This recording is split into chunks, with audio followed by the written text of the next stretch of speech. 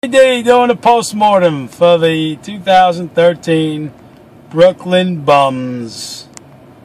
Yes, the Brooklyn Nets. And oh, what a building. I mean, there's nothing I can't take more, less I should say, than these Brooklyn Net fans who are giving me fluffy fluff positive bullshit about, hey, great season, 149 games, stepping stone. Bullshit.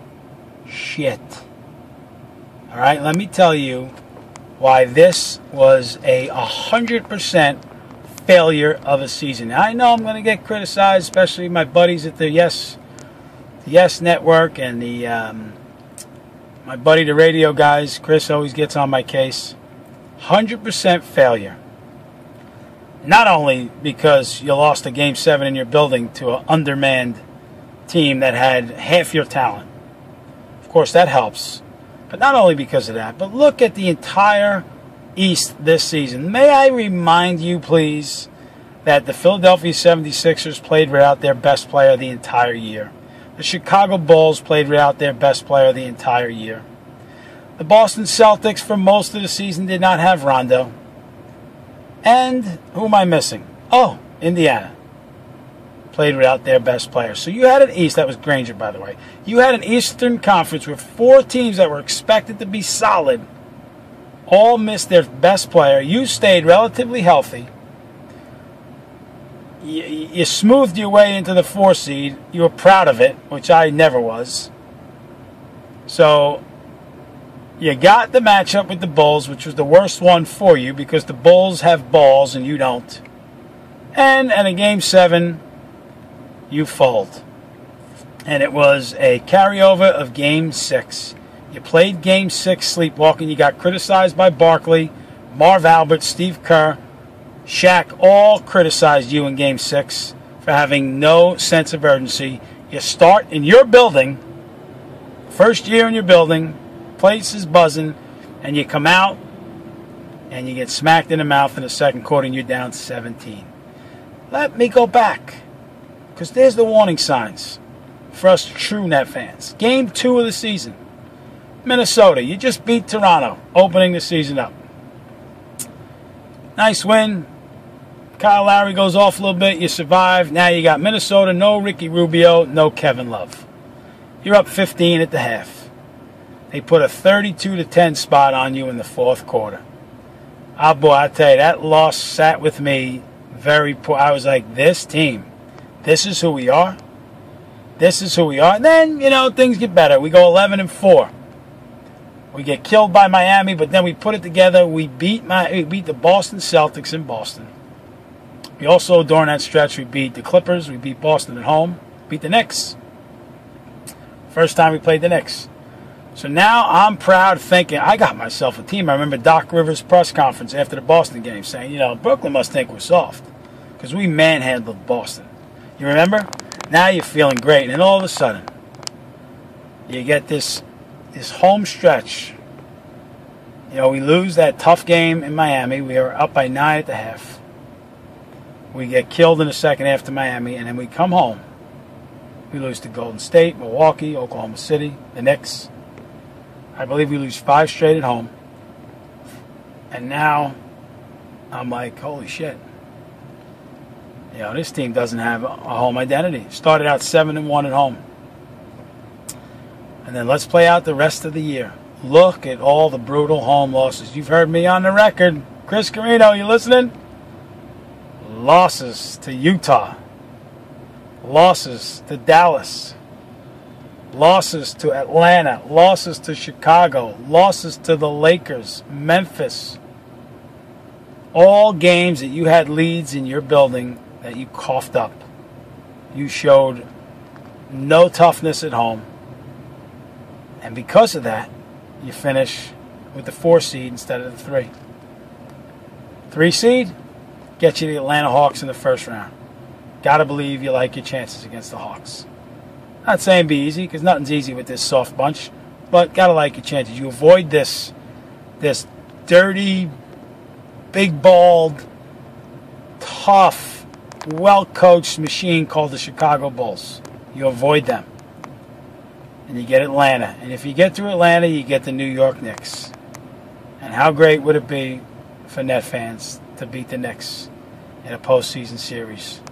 To me, you could follow that by losing to Miami by 40 points in 4 straight games, and you're getting a guy like me proclaim that it's the most successful season in Nets history. Yeah, probably. But instead, what do? You do what you did all year. You show you're gutless, you show you're heartless, you show you're ballless. And you let a Chicago team go wire to wire on you in your building, and you don't come back. Yes Network is waxing poetic after the end of the game, showing numbers. Franchise record road wins, 49 wins. You know, Mike Fratello says PJ deserves to come back.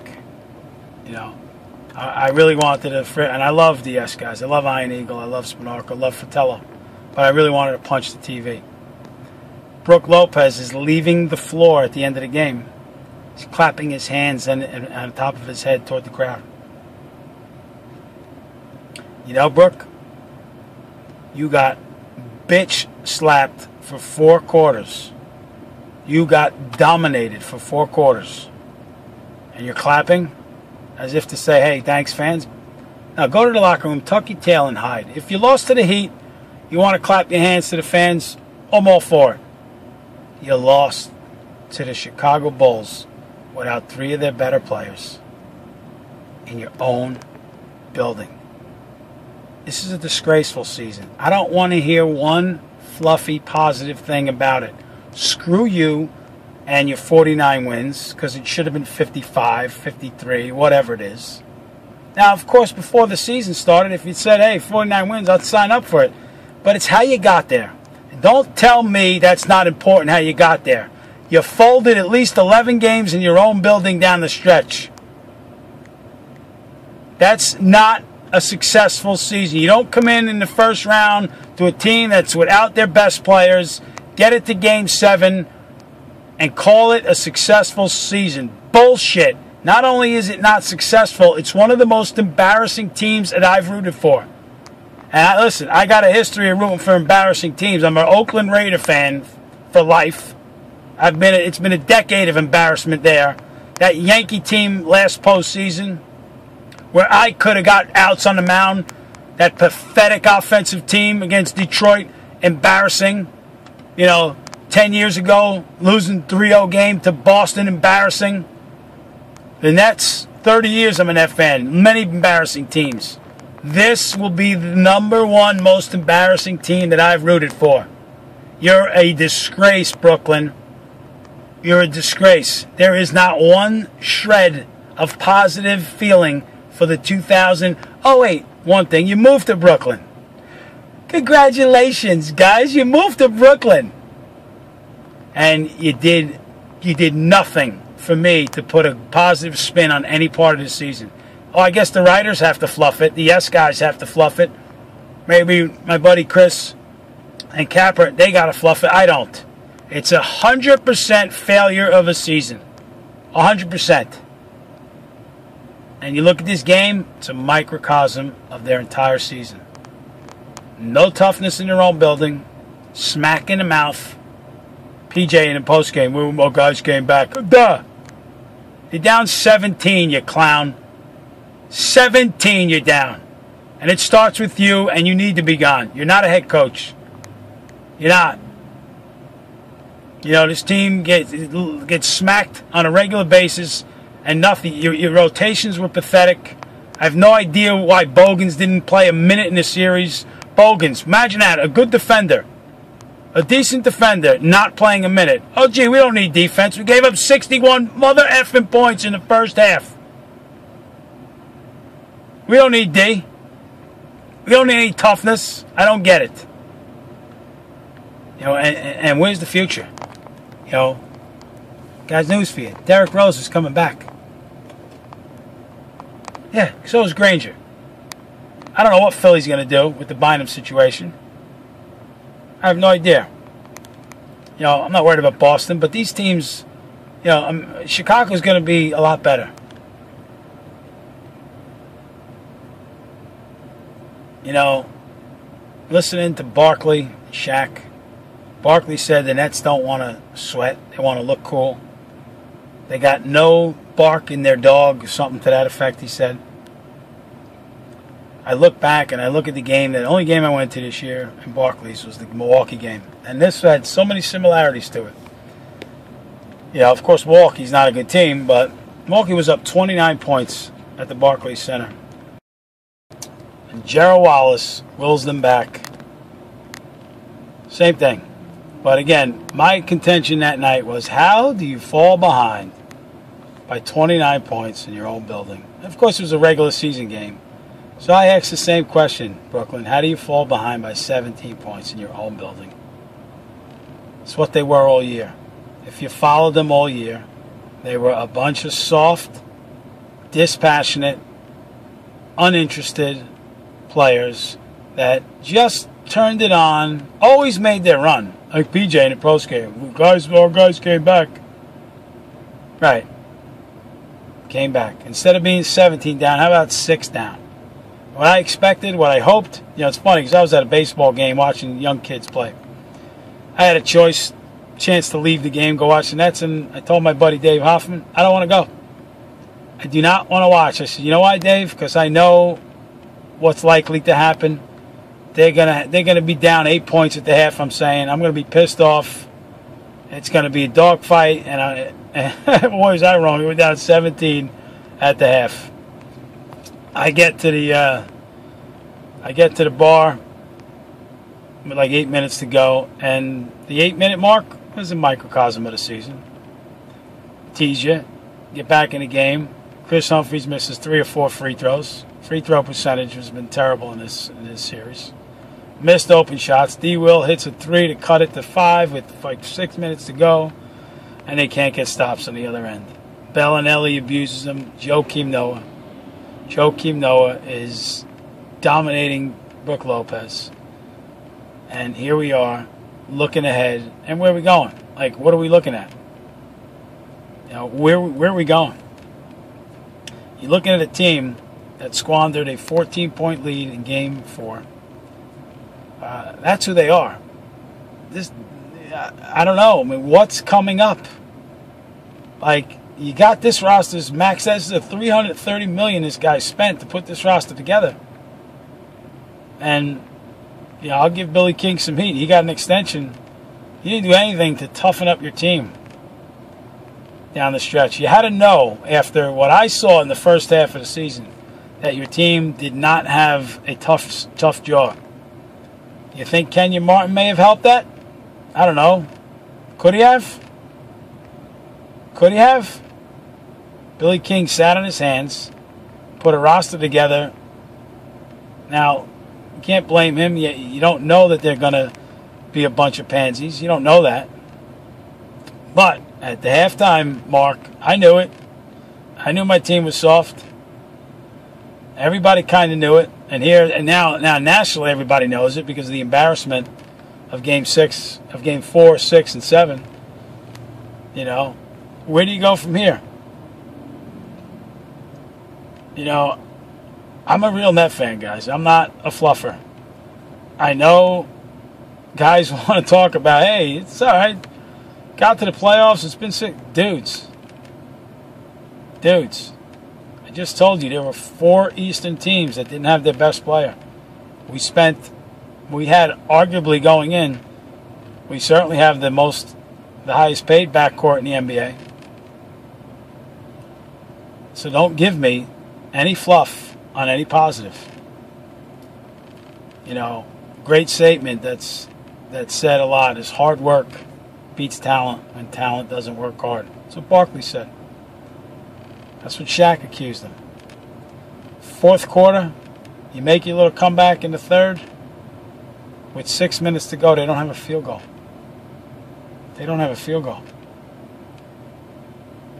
I mean, you know, they cut it to 5. Boozer misses a layup. They don't get the rebound. I mean, this is an embarrassing basketball team.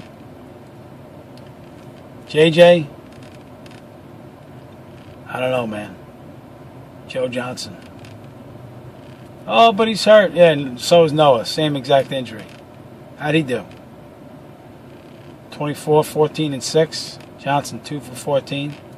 And I contest that Johnson can score on anybody, whenever he wants. But he likes to take the fadeaways. Likes to take the corner jumpers. How about you try something different? I'm depressed because I don't know what I'm getting next year. I know they got this Croatian kid, Bogdanovic, who's supposed to come and help out. It's going to start with a coach. I'd like Jeff Van Gundy if he'd be interested. I think Van Gundy would provide toughness. How about Darren Williams talking about Jerry Sloan? We need a motivator. We need somebody who's tough. How about you be tough, dude? How about it? How about you study Derek Jeter's leadership? He's right in the same town. Study what he does. How about you don't come into camp, 25 pounds overweight? How about that? And Johnson, I don't want to make excuses. Oh, you told the media last week that you're playing on one foot and you're just a decoy. But after the postgame, no, I don't want to make excuses. Oh, you don't want to make excuses, but you made one 4 days ago. You told the world that you're playing on one foot. So when you sucked, you got the out. I'm tired of this team. This was the worst basketball team to watch. Now, I'm not going to lie to you. When the Nets really sucked, I didn't watch their games. I watched their post-game shows. I'd always tape the post-game. Too brutal to watch 4 quarters of very bad teams. I'd watch the post-game, the highlights. Occasionally I'd watch. But for the good team in the NBA, by far the worst team to watch. You want to punch stuff when you watch them. You want to curse. The decision-making, the shot-making, big spots, free throw percentage poor, you name it. Defensive ineptitude, you name it. This was the most embarrassing NBA team in my 30 years of an F fan, the most embarrassing to watch. And I believe, put all the NBA teams together this year, to me, they're the most embarrassing. And that sports writer from Chicago had it right.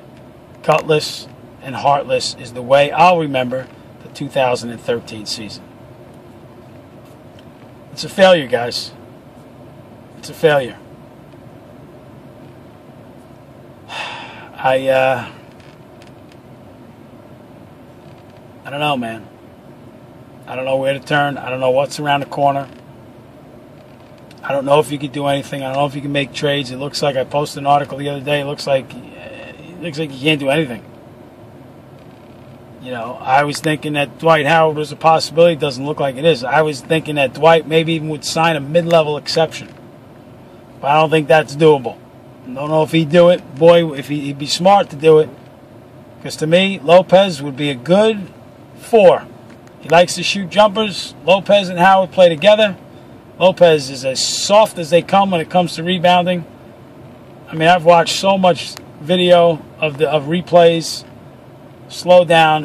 Carlos Boozer, Joakim Noah, he just move Lopez out of the way. Just flick him. Flick him. He gets a 1 rebound in that game 4. The dang miss. If Lopez, who was under the basket, had position, if he boxed out Noah, we're playing Miami tonight. And at least having some kind of pride in winning a round. Instead, you go down to a team that had half your talent but twice your balls. PJ had to go. Did not deserve to keep this job. But the next guy that comes in has got to realize that he's got to instill a personality into this team. Boy, would I love to. Imagine having a Tom Thibodeau. I'll tell you right now, if it could be done, I would tell Chicago, take any player you want for him. Doc Rivers they're talking about. Would love to have Doc. Tough guy. I don't see how it's going to happen. Would love it. I don't want retreads. I don't want Nate McMillan. I don't want Scott Skiles. Jerry Sloan's been mentioned. All of a sudden, D. Will wants to get along with Jerry Sloan. I don't get that, but we need a guy that is going to instill toughness, is going to be accountable. PJ, in an interim tag, it's hard to get on your players because you don't want them to say, hey, we need a new coach. So PJ was in a tough spot.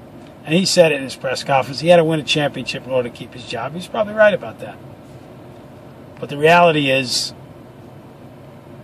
this team has no spine, man. And I don't know how you get it. You know, if only Reggie Evans and Gerald Wallace were able to instill their qualities in their teammates. Joe Johnson's quiet, man. Darren Williams is quiet. Lopez, are you kidding me?